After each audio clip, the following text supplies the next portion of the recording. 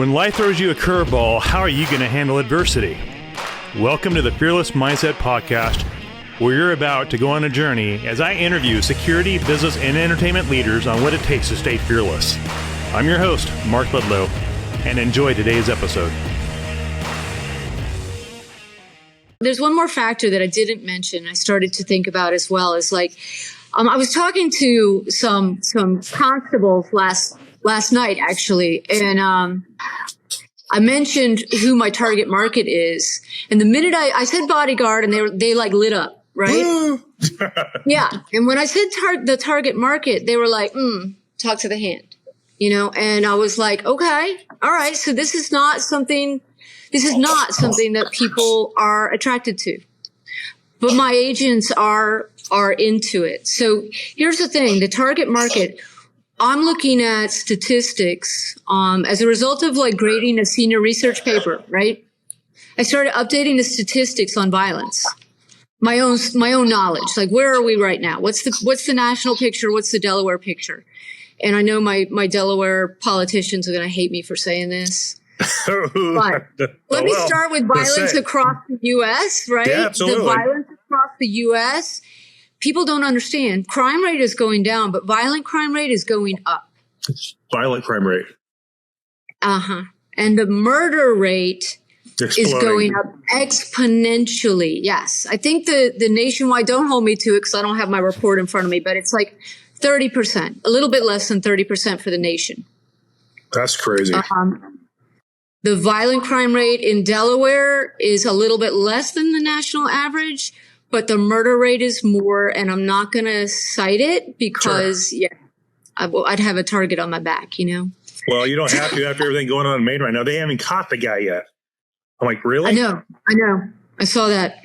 We had the FBI, the CIA, the NSA, and all those other agencies up there. I'm like, you can't catch the guy that just killed 22 people. In my mind, I'm like thinking, the West Coast, we would have had him back by now. Yep. And not to disrespect the agencies out there and all the hard work the FBI do, and not to disrespect any of you guys doing all that hard work and listening to the show. But I asked myself, what went wrong in investigations on that? Where did we go wrong? Or is it I don't know that area, but I will say that one of the hardest things that they have to deal with, especially up in areas like Maine, is the forest. True. Right? And the temperatures, especially now that it's warming up again, it's going to make it hard for them. Just like when that murderer escaped from the jail up in Philadelphia. Right. Recently, right? Took him a few days to catch him. Yeah, because of they had a good perimeter, but the terrain, they took the helicopter out, they used the FLIR system, but they couldn't catch anything because of the heat. The heat wouldn't. The heat sensors don't work. Right. In the colder areas. In Oregon, we had the same thing. If someone were to do something like that in Oregon, there's such big national forest, someone could easily disappear into. So I get that. And for the technology they have for investigations, it just won't work that well because you have the ridges and the mountain ranges, and the guy, if he knows those areas, he knows how to slip out and disappear. Absolutely. If he does know the area, then it's going to be really tough. But we've seen those situations before, right? Like out in California with that serial killer, and when you get into that forested area, it is an issue. They'll get them. Yeah, it's just a matter of time. Time's your best friend in these type of situations too. So I know we have the best law enforcement agencies in the world. And absolutely, you just get frustrated. You don't want anybody else getting hurt, and the guy needs to be served justice. But for the people listening and tuning in right now, we're about that 30-minute mark on the hour. We have Jen Powell. She joined us on the show just to share her story. She's a former prosecuting attorney, former law enforcement officer. Now she's a teacher in a high school. I know. You're thinking, what the heck? But she is also starting a security company, and she's passionate about getting in the executive protection industry.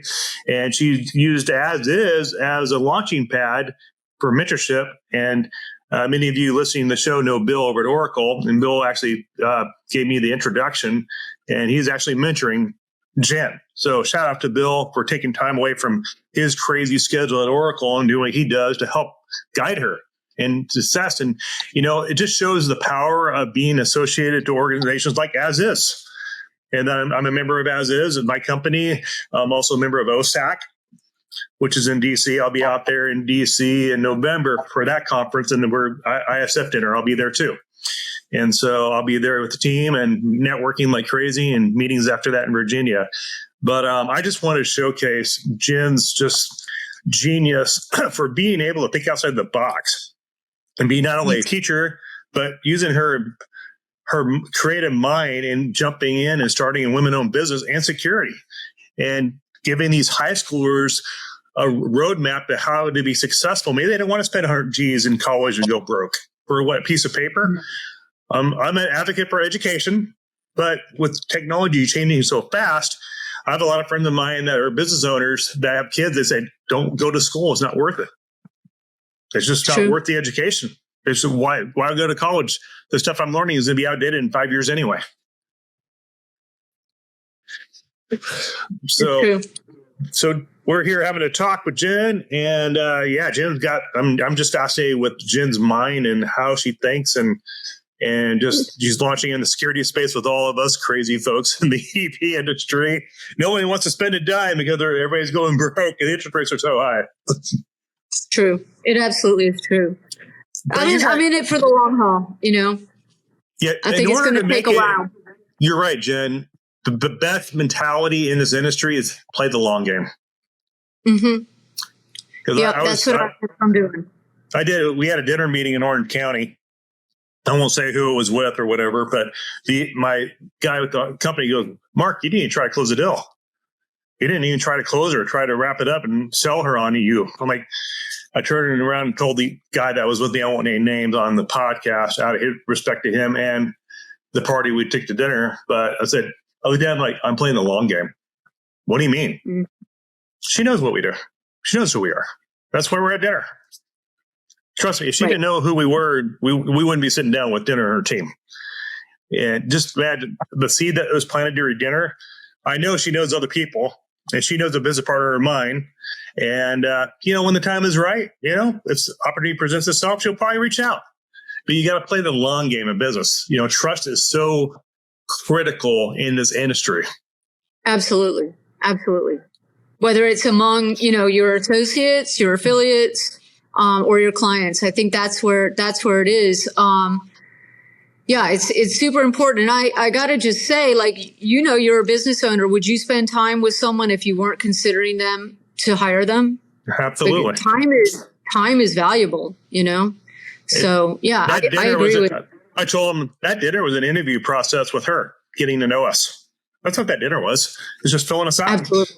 See how we think. Seeing if we're a good fit for their culture. Right. Exactly. And that's actually another avenue that that's going to be involved in my training for my agents. But so the hard part about my target market, the thing that makes the rest of the people who might be interested in executive protection go talk to the hand, is that my target market is going to be vulnerable people. So the vulnerable population.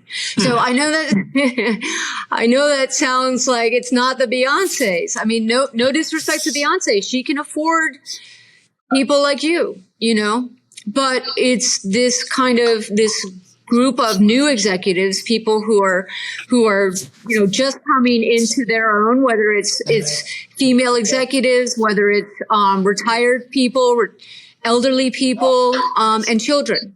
So, these people are just starting to experience what it's like to have an income. I mean, at least the female executives are. And so the idea is to offer them something that's affordable, and kind of open the window to, this is something, your safety is worth spending money on. And this is an affordable amount. So let's say you're going to go to you've been online dating for a month. You've had some bad experiences. Now you want to go meet the person in person. Okay. 4 hours, right? At a reasonable rate, we'll pick you up. My female agent will pick you up. We'll bring you to a restaurant that I've already scoped out, right? I'm already working with the owner. You meet the person, see if it goes well. We're hired to drive you home, right? And what you do after that is on you, right? Yeah, but exactly. that's one of the things. Taking your child, like you can't be in two places at the same time. Taking your college student, your child to an event that you can't be at. Right. So it's not this particular market that I'm going after. It's not the typical market. I don't think that I'm like going to represent a threat to like most of the executive protection agencies. I'm just testing out, like filling this gap, this need that I think is there. So being a working woman myself, I know I'm often called to be in many places at the same time. Now, what if I can hire someone who has trained in first aid, trained in CPR, trained in defensive tactics, trained in driver security, and then the next level is something else, which we can talk about. But for the beginning agents, I think you're hiring someone who is a lot more than just a babysitter. Well, a babysitter. Oh yeah, you were talking about babysitting earlier, right. Babysitting adults. So, yes. So that's the idea. And then if they decide, like you were saying, if they decide they don't want to go to law enforcement. So my idea is to streamline to law enforcement, to keep them, keep them from making choices in college that are going to lead them astray from their dreams. If they decide they want to stay in security, now I'm going to invest in the secure driver training, in the firearms training, and then in the regular like defensive tactics. Which, no disrespect, but we didn't get regular defensive tactics in once you were out of the academy, it was on you. Cut loose. Right. Exactly. Did you like fighting on the streets? Did I like fighting on the streets? Or did you like the challenge to challenge yourself to see what you could do? What was your thoughts on that? I've always liked the challenge. I've always liked the physical challenge. And I think that there's some studies on warriors, right? Mm-hmm. And on medics, right? And I think that I just have that component where I can handle adrenaline a little bit better than other people. And then at this point, I'm probably addicted to it. Okay. All right. I admit it. I'm probably addicted to it. Right. But the adrenaline jump. Exactly. What was your favorite thing? Was it the rush? I know being when I was a wildland firefighter, just getting in that truck and going code and blowing through the lights. Like, oh my God, we're doing 80 miles an hour down Southern Oregon, going to this fire. I'm like, this is crazy. I can't believe we were pulling this off. It's just the adrenaline. And then it just, probably getting in a crime scene, rolling in, you you don't know what to expect. The unknown. You don't know what to expect. And I got to tell you, Mark, I'm just in awe of the centuries that have gone into training for the military and law enforcement. Like I look back at it. I talk to people because I've been in training for a long time now. And it's just amazing how far we've come. Not to make any plugs, but Lieutenant Colonel Dave Grossman, right? How far we've come in terms of preparing human beings for battle, right? It is just amazing. And once you arrive at that scene, you are laser focused. Yeah. Well, no, you're saying tunnel vision. I'm saying all that training comes into play, that stress inoculation, right? You can see all of it. You can take in the whole picture. You're hyper aware and you're ready to go. You're not sitting there going, oh, well, what if this, what if that? No. Your sensory overload just booms 10 times. You come into that scene and you're like, oh crap. And then you start sizing everything up. Assess, just go to work. And then you just start assessing, sizing. And then your training skills just go boom, second nature. And I remember being a firefighter. It's like, oh my God, the adrenaline, the heart was pumping. And okay, what are we looking at? How big is it? How bad is it? Do we need aerial support? Blah, blah, blah. Being a Marine, do I need to call in airstrikes? I got the radio. Okay, officer, what do I do? Come on, Captain, give me orders and send out what I need to request on the radio. It's like, but yeah, you're right. The training kicks in. And that way the adrenaline is not so bad because all of a sudden, okay, I've been here. I've been trained for this. I've seen this before. Yeah, absolutely. I've got affiliated with another group here in Delaware who's doing my defensive tactics, Delaware Tactical, and we're going to do a hooded box. I know you're jealous, right? We're going to do a hooded box exercise tomorrow. And I'm like, now I'm like just living my best life, you know? So you're going to have a hood on and you're going to be boxing? No. It's a box, and they like lift the box up, and then you face whatever comes at you. You know, oh wow, it's a little survival. shotgun. Okay, yeah, good train. Yeah. I'm excited. What does the client base look like out there and where you're at? Is it high tech? Is it like you said? You're having people go out and assist people on a dating experience, that type of thing. They're paying you X amount of dollars. And like you said, you don't want to compete. You're not here to compete with the big boys at all. That's not what you're trying to do. Right. You don't care to do that. So you're going to have a different type of niche. Yeah, that's exactly. I'm going for the niche that I'm passionate about, and that I feel like I'm going to make a difference. And the other thing I want to mention is another thing that I wanted to build into my business. I wanted to see if I could build like a nonprofit side. You know how like the YMCA is like part nonprofit and part like, and I talked to my lawyers. Yes, I'm a lawyer who has lawyers, right? And they're like, well, what if you, at least for right now, what if you donate services or donate a percentage of your profits? And I'm like, that's it. So in April, which is Victims' Rights Month, right? Mm-hmm. So in the nation, it's Victims' Rights Month. I'm going to be donating 1% of our profits to assist like whatever agency is doing the best work in Delaware to assist victims. Because here's the thing, most of our domestic violence victims are in a situation where they can't afford an executive protection agent, you know? True. Yeah, that's a good point. And they're the ones who are like in the biggest life or death threat, you know? I mean, not to take away from the Bill Gates and the Beyoncés, I'm sure that they're constantly under threat, you know? Sure. But this is my way of like making a difference to the people who can't afford it, who need it, you know? Sure. Yeah. So EP, have you done any bodyguard work yourself? I have only done it in police work. Nothing like, okay. Yeah.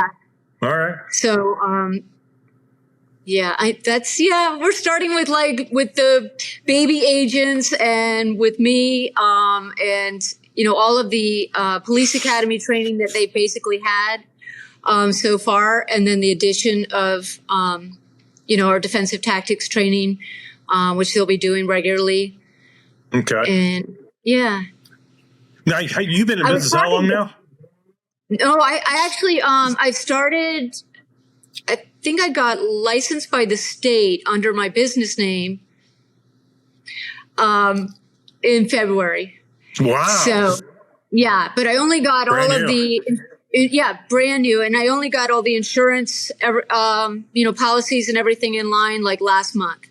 So we're just now like going after our clients. Yeah. The toddler. Yeah. So any ideas, any suggestions? Yeah, please. I'm open to suggestions if people have like marketing tips and stuff like that for how I can reach my potential clients. Yeah, I hate to say it, but I think everybody lives on TikTok. I know there's a lot of people getting on TikTok now. I know how the government's looking at them right now, but your future customer is on TikTok. They're all there. That's where they hang out, consume information. It's crazy. See, this is like my Achilles heel, Mark, because as a prosecutor, as a cop, like we weren't allowed to be on social media. Mm-hmm. And so now I'm like way behind the 8 ball. Yeah, they'd say Instagram's another place to be, but I would say LinkedIn is probably the biggest. Yeah. The biggest platform you could be on to have an outreach, and probably what I have a social media team that does all my social media. I don't have time to do it. Plus the podcast, plus my security company, and then it's just there's no time. Yeah, that's what I'm thinking too. Yeah, I'd say LinkedIn is probably your best source, and then TikTok, and then I don't know. Twitter used to be a thing. But now that, Elon Musk took it over, I don't know what that platform is like now. I have a platform on there for my podcast. It's mainly for my podcast security company. People like to watch people fight on Twitter, but I'm like, I don't have time to watch people fight. I got too much stuff to do. Yeah. No, that does not entertain me. But yeah, I'm thinking like LinkedIn is a professional platform. Maybe Instagram. I have like a Facebook, a LinkedIn, and an Instagram, but I haven't started like posting regularly or anything like that. So yeah, I have a presence. I heard a story. Elijah Shaw's a good friend of mine. I haven't talked to him in a minute, but I heard him on a podcast talk on how he did a podcast, and somebody reached out to him randomly, and they wanted to meet him for lunch or do a dinner with him to get to know him.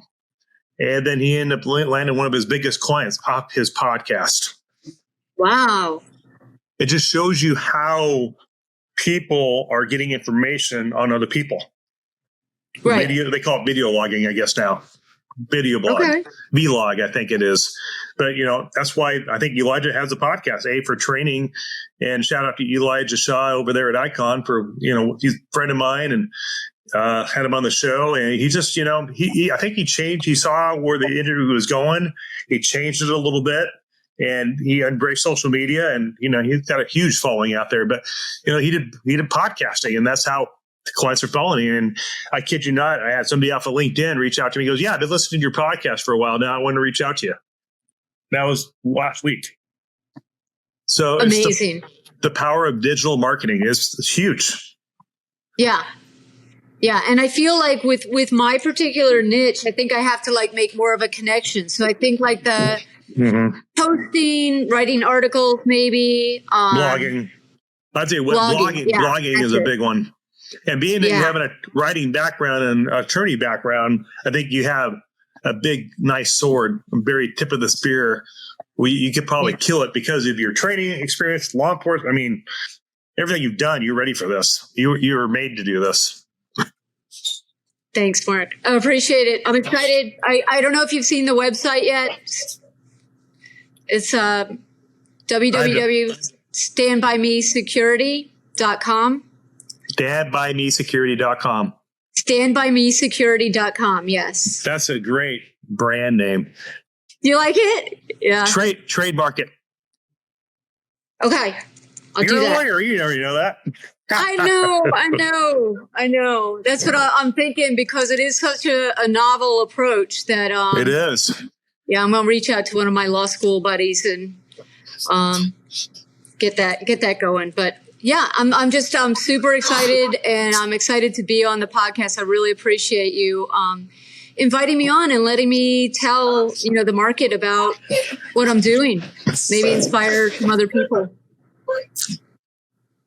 Yeah, I know we have a lot of ladies out there. For all you guys do, shout out to you guys for being players in the industry and shaking it up a little bit. And the industry is changing. We have a new guard coming in, a new generation coming in. The old guard, retiring or quitting, or they're just done. And so we need that young generation of new ideas to mix it up. And so there's a lot of great, talented ladies out there in the industry that are doing amazing things, and good friends of mine that are doing stuff like yourself. And I look at my guest lineup.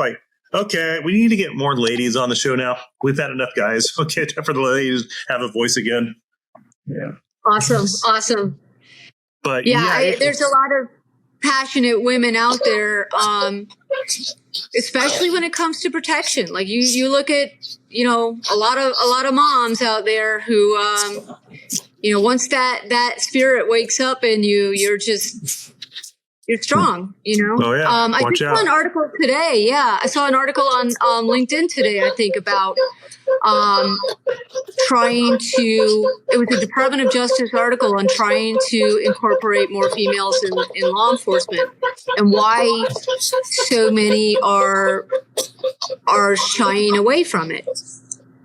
It's an interesting phenomena, but they do find that female officers are less violent. I would believe that. I would agree with that totally. Yeah. They have that communication ability.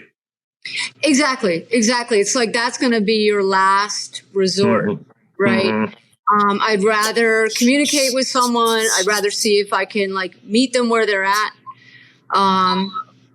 and talk them down, and that's what our go-to is. Mm-hmm. It doesn't mean that we're not physically prepared. And here's the other thing I want to talk about is in my academy, and some females are going to hate me for saying this, but in my police academy, the males and females were held to the same physical standards. And I feel like that's really important when you're going to have someone out, on the front lines with you. Mm-hmm. Is to know that whether male, female, whatever your culture, whatever your religious preference, whatever, that you met the same physical standards, the same training standards, each of you equally. I think that's really important. Yeah, because you get in a firefight or a physical fight. Yeah. Partner goes down, and then he's hurt, he's down, he can't respond. Maybe he's bleeding out, or she's bleeding out. Whatever, you got to both force multiplier. You got to take that suspect in custody. You got to hook him up. You can't hook him up, and then you're losing the battle that day, that minute, that 30 seconds. That shooting. Who do you want by your side? And if the standards are lower for any certain population, then it almost gives people a right to say, oh, well, they didn't have to meet the same standards. Sure. And that's not a benefit. That's not a benefit. That's a good opinion on that. That's true, though. People may not like it, but it's factual. Especially if you're when you're in a fight for your life, it doesn't matter. Exactly. You got to be you have to have that standard of excellence. If you don't have the standard of excellence and you get a fight for your life, are you going home that day, or the criminal, that suspect going home? You're bleeding out in the street somewhere because you couldn't meet that standard. And I mean, that's the bottom line, right? I mean, we're talking about a career that is about life and death. That's what it's about. So politics should not play a role. It really shouldn't. Totally agree. Yeah. So where can people find you on LinkedIn? On LinkedIn, I'm at Stand By Me. I think it's Stand By Me Delaware. Okay. But it's Stand By Me Security is the website. Okay. And are you Facebook, on there personally? Am I on LinkedIn the personally? website or Facebook web? Do you have a profile on LinkedIn? I have a profile on LinkedIn. Yep. Okay, perfect. Yep. Jennifer Powell. So, folks, you can look them up that way too, and you can find her on the website. You're on Facebook too, you said, and Instagram and all that stuff with your website. Instagram and LinkedIn. Yep. Perfect. Okay. So that's where you find her. Reach out to her. Also, follow our podcast on YouTube. Subscribe to it. Make a comment. And on the podcast platforms, give us a rating. Let us know how we're doing on the platform. That would help us with the ranking and get guests on like Jen on. And I think we're on the top of the hour, and we got 2 episodes out of this. So we'll splice it up to 2 30-minute episodes. And that way we'll spread it out a little bit. And then we got Pete Morton. We released his episode last week. He talked about Israel, Hamas, and Hezbollah. And so that's pretty fascinating. We did a deep dive on that and what he thinks is going to be happening here in the next few weeks. And so we got some content coming out for you folks, and glad to have Jen on today just to share a different perspective on security and running a business, and fascinated with her background as a lawyer. Pretty wild. Thanks, Mark. It's a pleasure. Thanks for allowing me to be on your podcast. You got I appreciate it. it. You're welcome. And thanks, shout out to Bill for the introduction. And we got to have Bill on here soon when he's not moving around in the world. One busy guy. All right. Thanks, folks. We'll see you on the next episode. Talk to you soon.